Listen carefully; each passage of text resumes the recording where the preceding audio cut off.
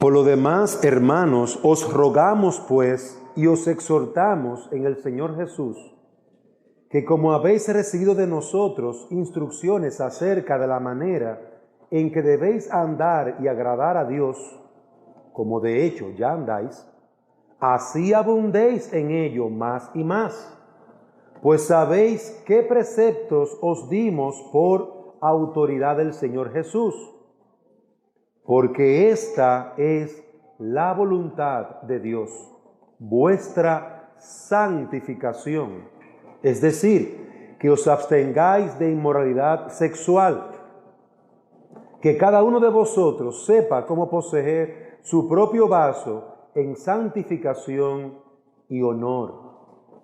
Amén. Vamos, hermanos, a pedirle al Señor que nos ayude a entender su palabra.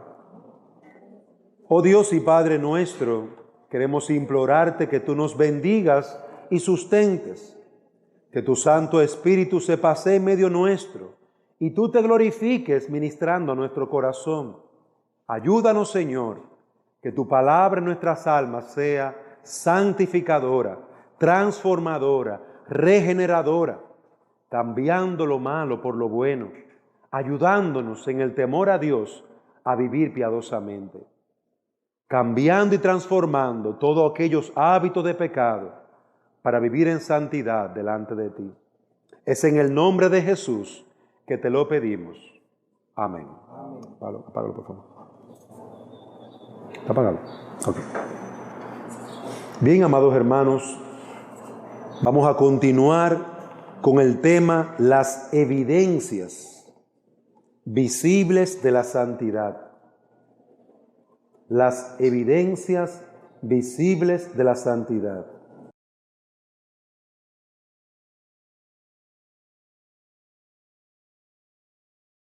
Y en este tema que estamos tratando sobre la santidad, como dije, estoy siendo ayudado por el pastor Juan Carlos Rail, un pastor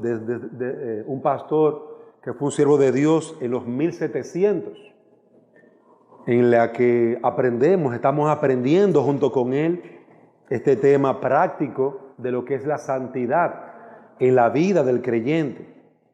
Usted puede hallar sus libros, aquí tenemos varios de sus libros, y si a usted le interesa seguir ampliando más este tema, yo le puedo prestar o regalar un libro de este mismo tema, porque este es un libro muy importante para el creyente en su vida práctica. Hemos estado viendo, hermanos, estas señales sobre la santificación, de lo que debemos de estar esperando en la vida del creyente. Y quiero, hermano, que sea muy cuidadoso, porque esto no es lo que tú tienes que estar esperando en la vida de otro. Es lo que tú tienes que estar esperando en tu propia vida. Es lo que tú tienes que estar viendo en ti mismo. Y si no se está viendo, entonces buscar ayuda. Acercarte, pastor, yo no estoy viendo esto en mi vida. Que yo puedo estudiar, que yo puedo ver las Escrituras. Porque es importante que nos evaluemos a nosotros mismos para ver si andamos en la fe. Muchos han andado en una supuesta vida cristiana en la que no ha habido nunca fruto de santidad, fruto de comunión con Dios. O siendo creyentes, se han enredado en situaciones de pecado que luego ha sido muy difícil salir de ellas. Entonces, la idea de esto no es hablarle a gente que no peca, porque si es así, entonces yo cierro mi material aquí, porque aquí todos somos pecadores. Aquí es hablarle a pecadores, para que estos pecadores que están delante de mí entiendan lo que Dios espera de cada uno de ellos. Pero oiga bien, y esta es la parte más difícil, la que me toca a mí. Yo soy un pecador. Y yo tengo que estar también aplicando esto mismo que estoy enseñando. Y así como usted necesita supervisión, yo también. Porque nosotros todos no hemos llegado a la estatura de Cristo. Ni siquiera hemos sufrido como el Salvador, derramando nuestra sangre por el pecado.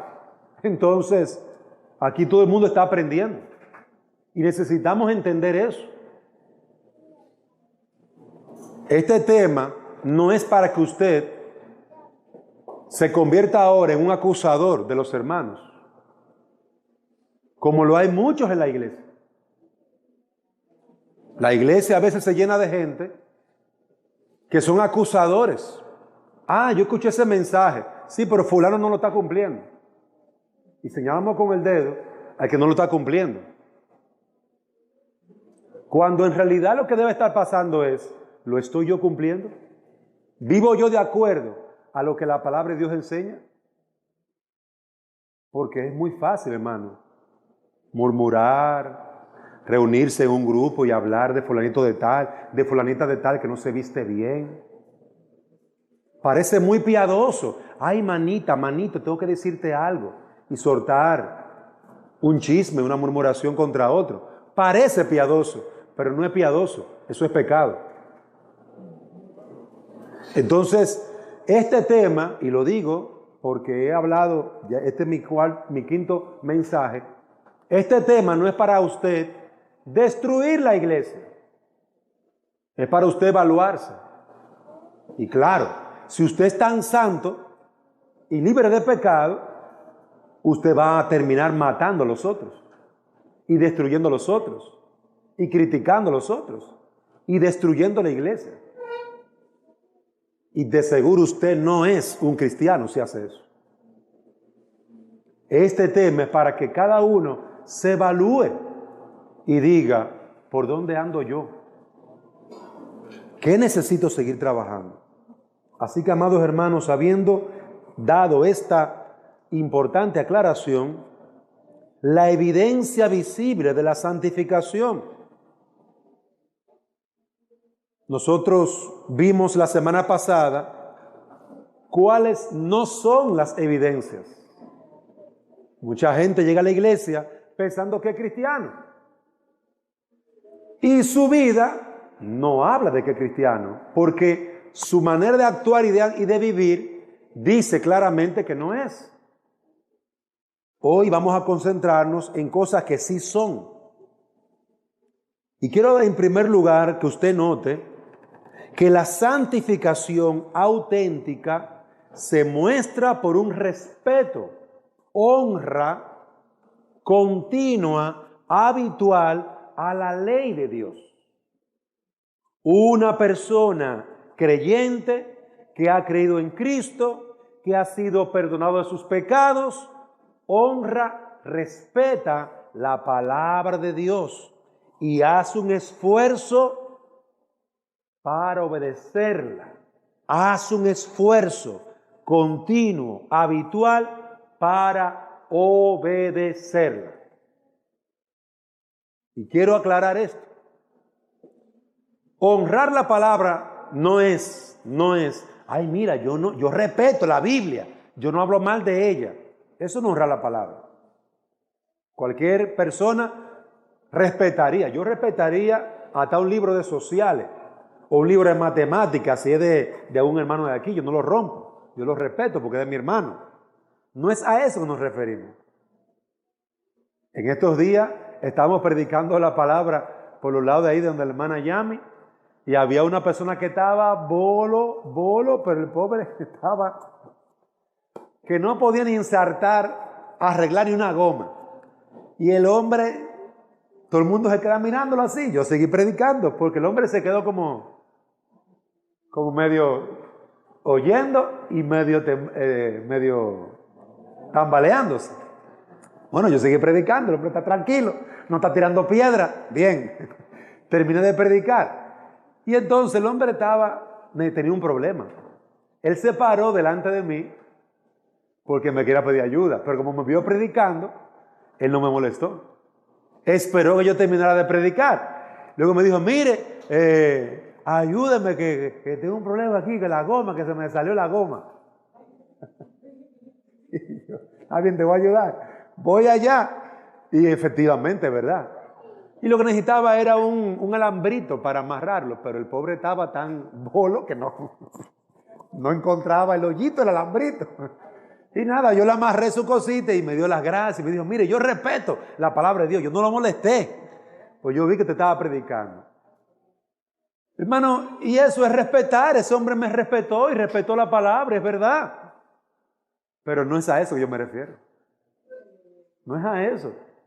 Yo me estoy refiriendo a una honra del corazón, fruto del conocimiento que tú tienes, de la relación que tú tienes con Dios. Bolo o no, borracho o no, una persona puede respetar la Biblia, respetar la palabra de Dios, pero eso no es lo que Dios espera de ti. Dios espera de ti más. Dios espera de ti que tú veas la palabra y tú digas, este es lo que Dios envió para mi vida y mi salvación. Y tú le des un lugar de gran importancia. Y por eso tú la estudias. Por eso, porque es de gran importancia para ti, tú la lees y tú la obedeces. Encontramos en 1 Timoteo, capítulo 1:8, que dice, la ley es buena si uno la usa de forma legítima. Toda la ley de Dios es buena si tú la usas de forma correcta, si tú la aplicas a tu vida. Si tú actúas como Dios te manda, ella te va a guiar, te va a sostener. La palabra de Dios está allí, los 10 mandamientos están allí, para evitar que tú andes por el camino del mal. Dios ha dejado su palabra, sus mandamientos, como una forma de protección para nuestra vida. Usted ve personas que son las personas que les gusta ser rebelde en todo. Hay un tipo de personas así. Ellos se autodenominan los jóvenes rebeldes. Son rebeldes porque van en contra de todo. Pero es literal, aún en contra de lo bueno. Y entonces, ¿de qué sirve eso? No es simplemente una actitud, fruto de una sociedad y de un conocimiento que les ha afectado y que los ha alejado de la verdad. Y es triste verlo en familia, en hijos de pastores, en familia de hermanos, donde sus propios hijos se hacen rebeldes. Y tú le preguntas la razón y no tiene ninguna razón. No, porque yo quiero ser rebelde. Atento a mí. Esa no puede ser la actitud de un hombre, una mujer que conoce a Dios y su palabra, de rebelión. ¿Quién fue el primer rebelde en la Biblia? El diablo. Ese fue el primer rebelde. Entonces, tú te haces semejante al diablo y tú crees que tú estás bien. Cuando Adán y Eva fueron rebeldes, ¿qué pasó? Lo perdieron todo. Entonces, tú te haces igual al diablo, tú eres la chica rebelde, la que va en contra de tus padres, en contra de Dios y su palabra. ¿Y tú crees que te ves bien? Al diablo lo echaron del cielo. Adán y Eva los echaron del Edén. ¿Y están condenados?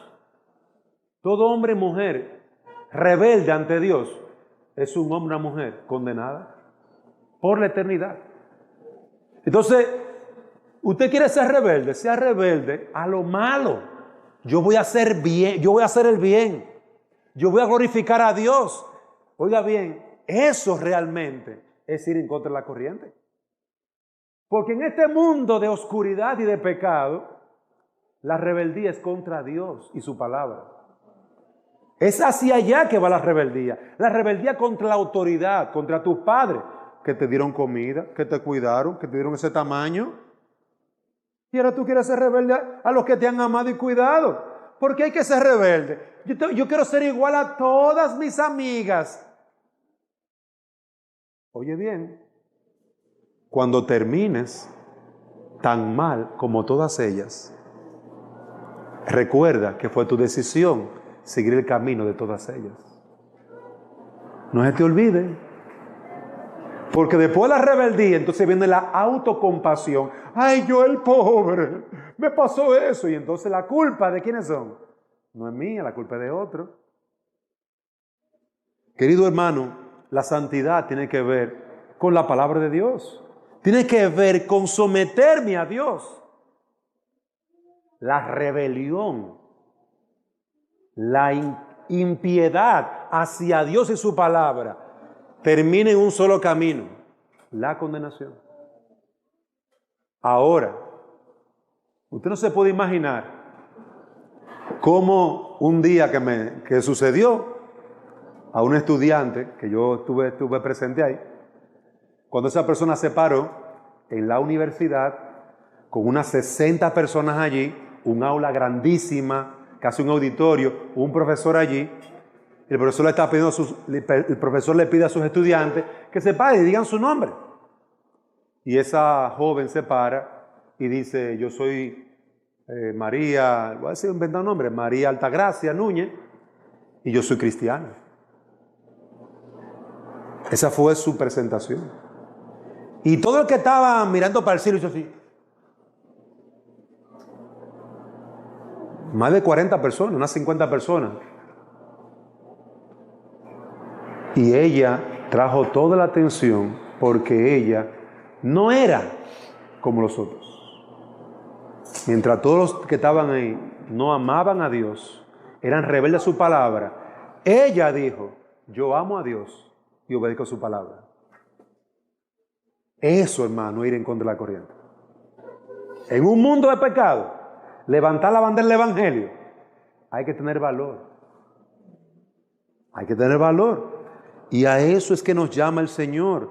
Pablo nunca le restó importancia a la palabra, a la ley de Dios. Nunca. La llevó todo el tiempo consigo. Todo el tiempo. Y meditaba en ella, en la palabra de Dios. Hermano, en todo lugar. La palabra de Dios usted debe de honrarla, tenerla en tan alta estima, que para usted sea como es la palabra de Dios.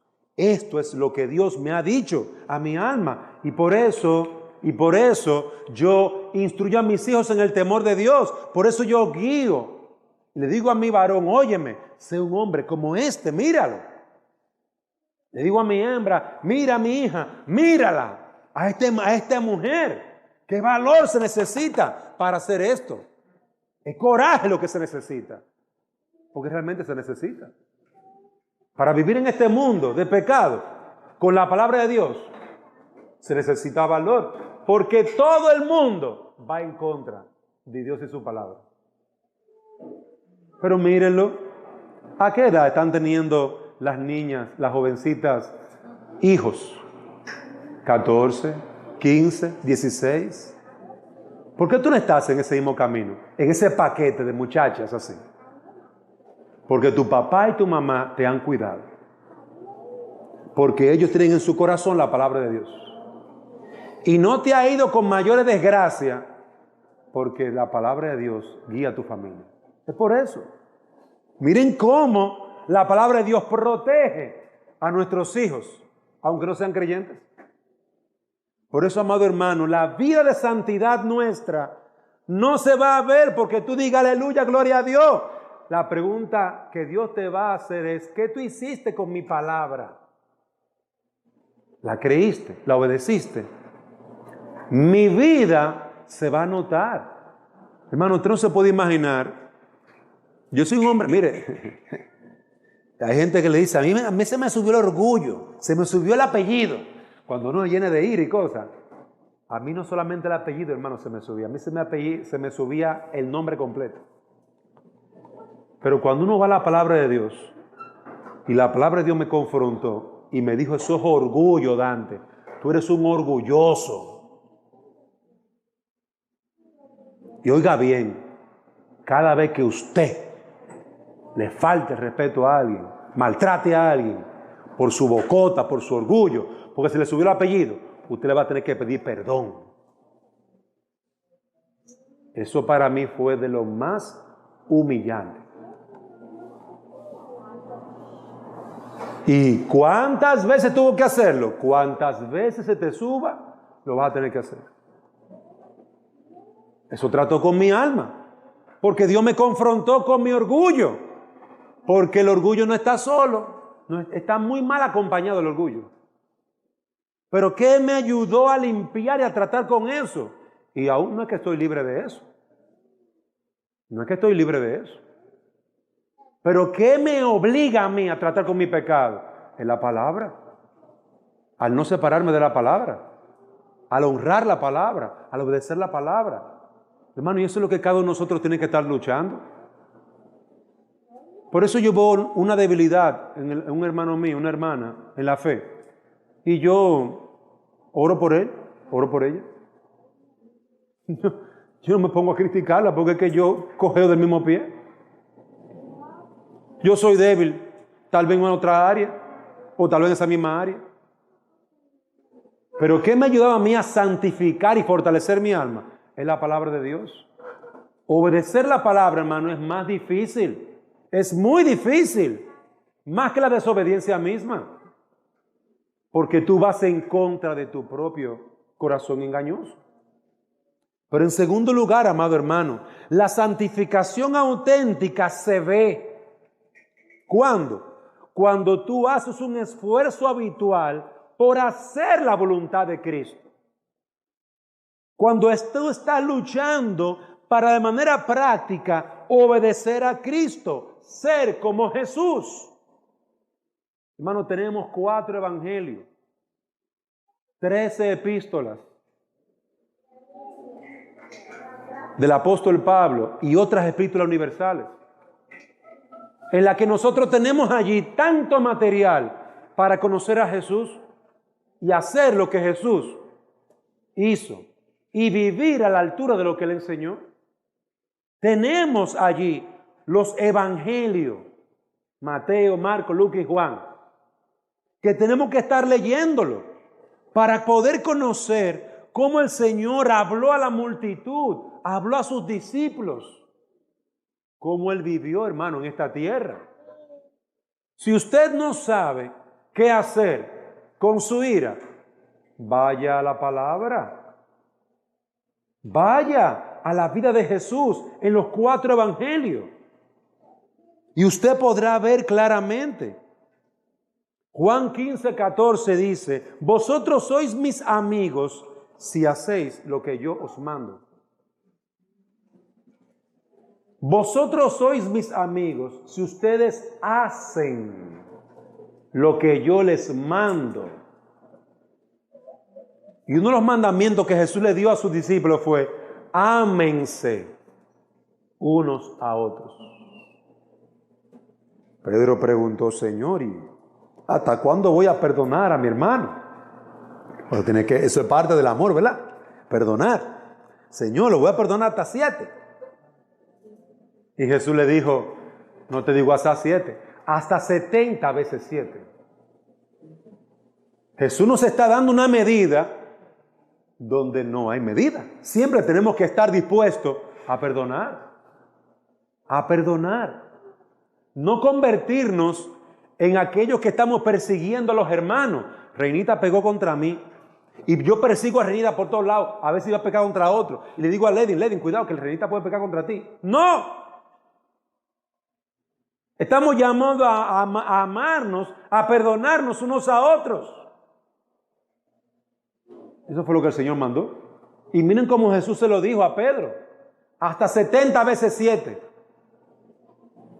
Y ahí entra el orgullo. Pero Señor, tanto. ¿Y si pasa tal cosa? ¿Y si pasa tal cosa? ¿Y si pasa aquello? ¿Y si pasa lo otro? ¿Qué dicen las Escrituras? ¿Qué hablan las Escrituras? ¿Cuál fue el ejemplo de Cristo? Los fariseos decían: mira, si ya tú eres grande, ya tú no tienes que ayudar a tus padres. Los fariseos le decían eso a los hijos. Y Jesús les respondía: ustedes son unos hipócritas. Ustedes mandan a la gente a que cumplan sus reglas farisaicas y le dicen a los hijos que no honren más a los padres, pudiendo ayudar más a sus padres. ¿Por qué no? Si la Biblia dice honra a tu padre y a tu madre. Hermano, hay muchas cosas que nosotros hacemos que tenemos que evaluarnos. ¡Ay, el Día de los Padres! ¡Qué bonito que es el Día de los Padres! No hay culto, cierran las iglesias porque es el Día de los Padres. Pero ven acá, ¿acaso Dios no es el Padre Celestial? Y no debe ser honrado en su casa. Pero no, en las iglesias no hay culto. Y si es de la madre, peor todavía, porque el padre le hace menos. Pero la madre es una fiesta en grande. Entonces no es que no solamente no hay culto, es que hay una fiesta aparte del culto. Porque es para la madre. Y tú sabes, la madre hay que honrarla. Pero claro que hay que honrarla. Pero no más que a nuestro Padre Celestial. No nos equivoquemos. No hagamos de una actividad o de una persona un ídolo. No lo hagamos. Porque estamos pecando. Claro, qué hermoso. Pasteles para los padres, pasteles para la madre. Sí, pero el día del Señor es el día del Señor. Y usted va a adorar a Dios. Y cuando usted termine de adorar a Dios, entonces usted, mamá, venga acá, que le vine a honrarla. Pero yo primero honré a Dios, mamá, porque tú sabes cómo son las cosas. Primero el Señor y después los hombres. Ese es el orden que Dios ha establecido. Pero aún nosotros en la iglesia cambiamos el orden. Y qué bonito. La iglesia de roja entera. Porque es el día de los enamorados. Y entonces la iglesia se convierte en un club social que depende de la fecha. Pero usted va a encontrar a Jesús en la sinagoga adorando. Porque es el lugar de adoración. Como no había templo, o era el lugar de reunión que había en el momento, usted va a encontrar a Jesús en el día del Señor adorando en la sinagoga. Va a encontrar al apóstol Pablo adorando en el día del Señor. No tenía que estar. Pero hermano, nosotros somos tan cómodos y somos tan egoístas y somos tan idólatras, porque eso es idolatría, cuando colocamos a alguien o a algo por encima de Dios. Idolatría se llama eso. Entonces, hermanos, tenemos que mirar el Evangelio para aprender. Óyeme, yo soy un hombre adulto. Yo no tengo que ver con mis padres ya. No, espérese, papá, usted es adulto. Pero ¿quién le dio ese tamañazo? ¿Quién le dio ese tamaño a usted? Cuidado. Honre a su padre y a su madre. Eso es lo que dice la palabra. Tal vez ellos no necesitan nada. Pero usted puede llamarlo, buscarlo, llevarle sus regalitos, sus cositas, para que ellos se sientan amados. Atenderlo, ¿qué pasa? Y eso. Hay muchos de nosotros que dependiendo de la circunstancia, hermano, queremos vivir y actuar, pero no es circunstancial. Tenemos que vivir según la Biblia, las Escrituras. Es la diferencia entre nosotros, la iglesia y el mundo. Es la diferencia. No puede ser que usted deje de adorar a Dios porque los potros tienen un juego de fútbol. No puede ser. U otro equipo. Menciono los potros porque es el único que me sé. Pero hay otros más. Yo voy a apoyar a los potros porque es el único que conozco. Pero no puede ser, hermano. Pero venga acá. Todo tiene su tiempo. Todo en la vida tiene su tiempo, hermano. Así que la palabra de Dios nos ayuda a nosotros a poner la cosa en su lugar y a vivir de una manera santa para la gloria de Dios. Pero en tercer lugar, la santidad auténtica, además de honrar la palabra y obedecerla, honrar a Cristo y obedecerlo. En tercer lugar, la santidad auténtica demuestra ser real cuando vivimos por el fruto, produciendo el fruto que Dios espera que produzcamos, el fruto del Espíritu. Hermano, y esta parte es una parte muy importante, porque es una parte muy práctica, de santidad. Ay, tú ves que es un hermano muy tranquilo y muy qué sé yo qué, pero su tranquilidad es algo externa, es algo que es fácil para él. Ahora, pídele el favor que le sirva a alguien. A veces esa tranquilidad se mantiene. Porque ahí es donde se mueve, ahí es donde se mide la santidad. Pídele que ayude a alguien, que sirva a alguien. De una vez hay un pretexto. De una vez hay un pero. Hermano, óigame bien. ¿Dónde está el fruto del Espíritu llamado amor? ¿Dónde está el amor? ¿Dónde está el fruto del Espíritu de Gálatas 5, versículo 22? Llamado gozo. Esto sí está duro, esto sí está duro. Y estamos pasando por pruebas, sí, pero ¿dónde está el gozo del Señor, que es nuestra fortaleza? ¿Dónde está la palabra de Cristo morando en abundancia en nosotros? Que nos ayuda a hacer frente a nuestra debilidad y flaqueza. ¿Dónde está la paz, la paciencia, la benignidad, la bondad? Hermano, cada uno de esas gracias, que es el fruto del Espíritu en total, tenemos que estudiarlo. Tenemos que estudiarlo cada uno de ellos. Ha estudiado, buscado. ¿Qué dice la Biblia del amor? ¿Cómo debe ser el amor? ¿Ha investigado usted en la Biblia cómo debe ser el gozo? ¿Cómo debe ser la paciencia? ¿Lo has estudiado? ¿Lo has buscado? Porque eso es lo que te va a dar profundidad de entendimiento, profundidad en la aplicación.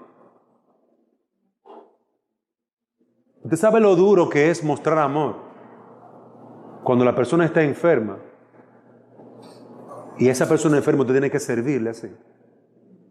Eso es duro, mostrar amor cuando la persona está enferma. Una llamadita. Hermano Dante, ¿cómo te estás? Que no lo vi en la iglesia, ¿qué le pasó? Ay, hermano, estoy aquí con una gripe. Ay, pero mire, yo ando cerca, le voy a llevar una naranja para que se tome un buen jugo. Pero la vitamina C es buenísima para la gripe. Qué gesto tan bonito de amor. Visitar al enfermo. Y yo le pregunto a usted, ¿ha visitado a la hermana Norma, que va a tener casi un mes enferma en su casa? ¿Dónde está el amor? ¿Le ha llevado usted algo para que ella se sienta que usted la ama, que usted está atento a ella? ¿Dónde está el amor?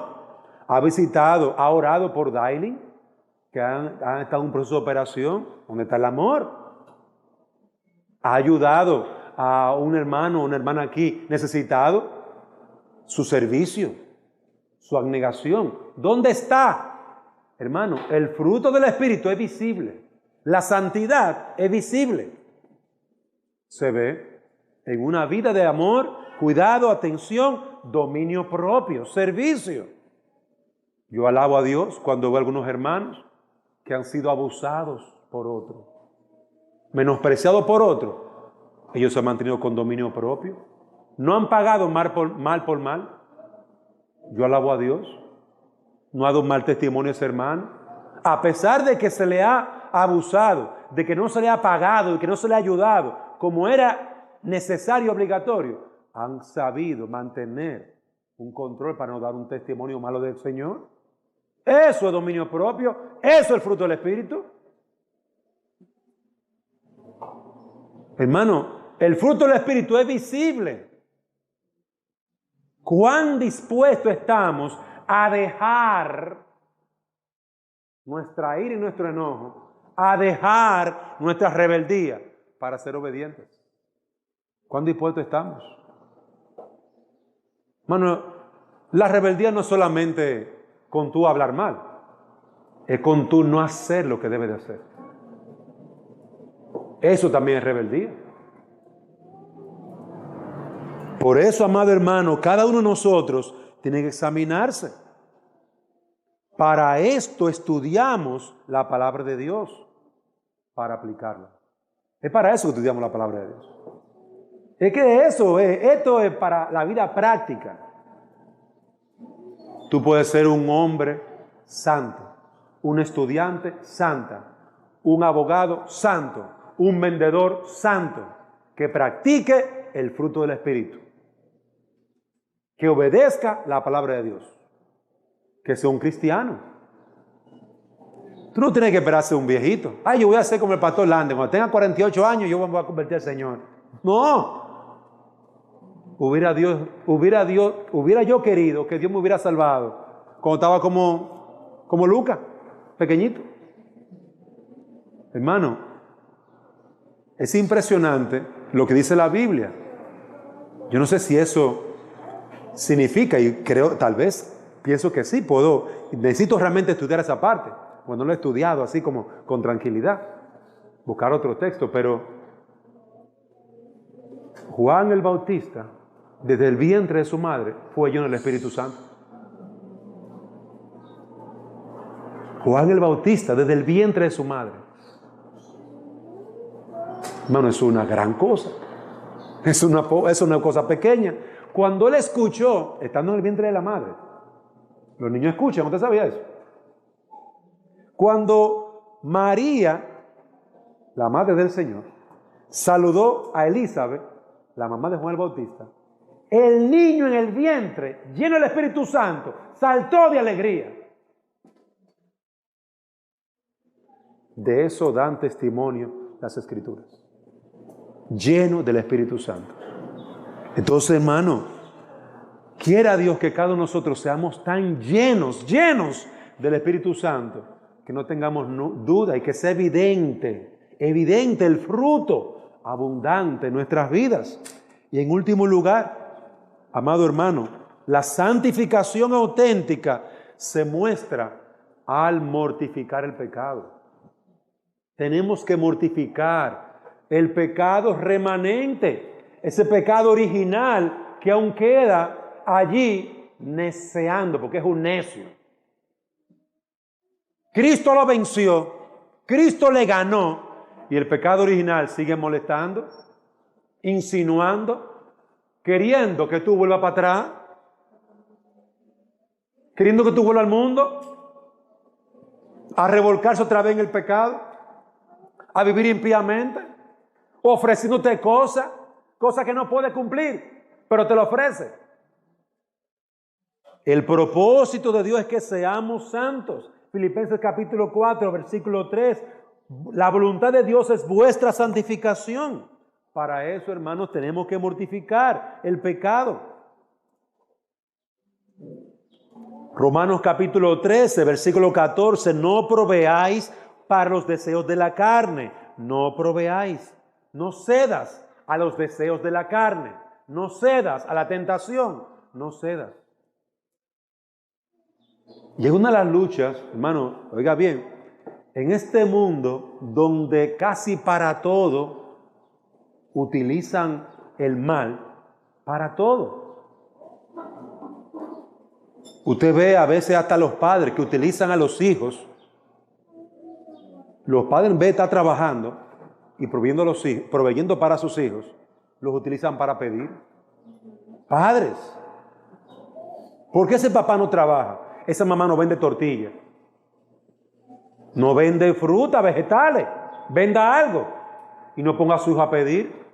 Pero hermano, el pecado está tan arraigado en nosotros que hacemos de aún de lo más bonito algo perverso y malvado.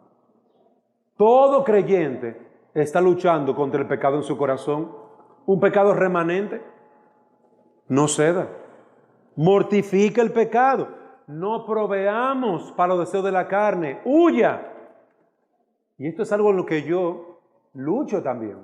Tengo que huir de los deseos de la carne, los deseos de los ojos, como dice el apóstol Juan en su primera carta. Hay que huir de los deseos de los ojos, huir de los deseos de la vanagloria de este mundo. Familias se han dividido y se han destruido porque el hombre quiere irse a los estados. Y cuando se va a los estados, borra a la mujer y a los hijos. Yo no digo que todo el mundo haga eso. No todo el mundo hace eso. No todo el mundo hace eso. No lo puedo decir. Pero hay hombres que sí lo han hecho. Y mujeres también. Se olvidaron de la mujer y de los hijos. Se murió el muchacho, se murió la mujer, se murió los hijos, como si se hubieran muerto. Ya se olvidaron de ellos. ¿Por qué? ¿Por qué vivimos así? Hermano, hay un pecado remanente en nosotros. Si usted cede a su pecado, cualquiera que éste sea, usted va a destruir su vida, su familia, la iglesia. Usted va a destruir todo. Tenemos que moderar, regular nuestros deseos. Tenemos que regularlo, tener dominio propio. El dominio propio no solamente es para tú no comer tal o cual cosa. El dominio propio también es muy útil para frenar el pecado, para no mirar y codiciar a la mujer, para huir.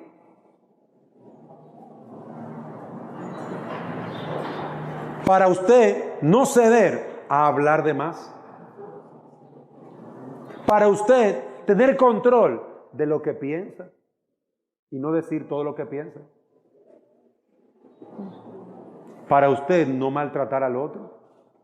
Se necesita dominio propio para usted no hablar y matar a su esposa y a sus hijos, hablándole tan mal. Hermanos, necesitamos mortificar el pecado. Si no retenemos el pecado, si no lo mortificamos, esos deseos y esos pecados se van nuevamente a enseñorear de nosotros. No podemos ignorar esta batalla en la que nos encontramos, porque el deseo de la carne es contra el espíritu, dice Pablo en Gálatas 5:17. Y el deseo del espíritu es contra la carne. No es verdad que si usted viene a Cristo todos los problemas se van a solucionar. Todavía va a haber un pecado remanente, que si no luchas con él, el pecado remanente, te va a hacer regresar al mundo, a comer la misma basura que tú comías en el mundo. Otra vez, como dice las Escrituras, el viejo proverbio, el perro vuelve a su vómito. ¿Sabes lo que es eso? Algo asqueroso. ¿Pero de qué está hablando? Del hombre y la mujer que vuelve al mundo a comer la misma basura que dejó, que vomitó en el arrepentimiento. Vuelve a buscarlo para comérselo otra vez. Queridos hermanos, tenemos que luchar contra nuestro pecado. Eso es una evidencia de la santidad también. Una lucha contra el pecado, una lucha contra nuestras pasiones. Dios nos llama a crecer. Dios nos llama a creer. Dios nos llama a perseverar. Y observe que aquí hay dos detalles importantes. Y lo vamos a estar viendo la semana que viene, porque queremos diferenciarlo. Dios nos llama a creer, a tener fe en Cristo. Eso es la justificación, eso es el perdón. Pero en segundo lugar, Dios nos llama a crecer, a avanzar en la fe. Eso es la santificación. Son dos cosas diferentes. Uno es la obra del Señor en tu vida para salvarte, para perdonarte, y el otro es la obra de Dios en tu vida haciéndote avanzar y crecer en la fe. Los dos son diferentes, pero son necesarios. Entonces, yo soy cristiano, ok, avanza, crece, no te quedes enano, lee la Biblia, ora, mortifica el pecado. ¿Qué es aquello que te debilita? ¿Qué es aquello que te hiere? ¿Qué es aquello que te hace andar neciamente? Controla eso. Controla eso. Son los amigos los que te hacen volver otra vez al alcohol y a la bebida y a emborracharte. Controla eso. Son las amistades, las amigas, esas amigas del alma, mi amigaza, la que te hace pecar con una lengua diabólica, murmurando y destruyendo a otros cuando no te están oyendo. Controla eso.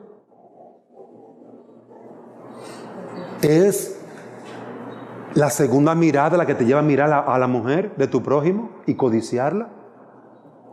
Controla eso. Hermano, tenemos que no le podemos dar rienda suelta al pecado. Tenemos que mantener bajo control nuestros deseos. ¿Tú sabes lo bueno que es comerse una paleta de helado?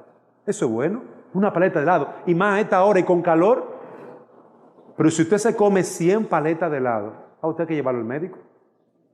Falta de control. Pero usted entiende el punto. Hay cosas que son buenas, pero si usted no tiene control sobre esas cosas buenas, usted la convierte en mala, porque hay un pecado remanente en nosotros. Y hay cosas que son netamente malas, que si tú cedes un poquitito, ya te entregaste, caíste y estás casi en una apostasía, volviendo al mundo. Amado hermano, hay evidencias de la santidad en tu vida. ¿Las hay? Si no las hay, tal vez no eres creyente.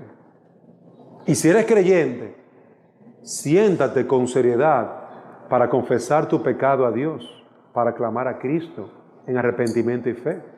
Confiesa tu pecado. Pídele a Dios, Señor, perdóname, he sido un negligente. Hermano, durante mucho tiempo yo estuve dedicando especialmente a este último punto, la mortificación del pecado. No lo conocía tan bien. Tenía mucha laguna, mucha ignorancia. Tal vez era que se predicaba poco en la iglesia y tal vez era yo que no lo había estudiado mucho, correctamente. Pero al ir estudiando he dicho, oye, mira, hay muchas cosas que yo he estado cediendo a mi pecado. Cediendo, bajo la presión, bajo el calor, bajo el cansancio. No tiene que ser así. No tiene que ser así. Que Dios nos concede, hermanos, poder enfrentar nuestro pecado y luchar. No por temor a lo que dirán, porque la gente siempre va a hablar, sino por temor a Dios. Porque por temor a Dios es que nosotros andamos. Por amor a Dios es que nosotros servimos aquí. No por otra razón. No por lo que dirá Marisabel, o dirá Tania, o dirá Carolina de mí. Es por lo que Dios piensa. Porque en el día del juicio, ¿qué importa lo que ella diga? Es lo que Dios dice. ¿Qué importa lo que yo piense? Es lo que Dios piensa. Entonces, busquemos y vivamos en santidad. Sin esa santidad, nadie verá al Señor. Vamos, hermanos, a orar. Padre nuestro, damos gracias por tu palabra y por el tiempo que hemos compartido al estar aquí. Gracias te damos por tu presencia, por tu amor y plenitud. Ayúdanos a poder examinar nuestros corazones y a guardar tu verdad. Santifícanos por ella. En el nombre de Jesús te lo pedimos. Amén.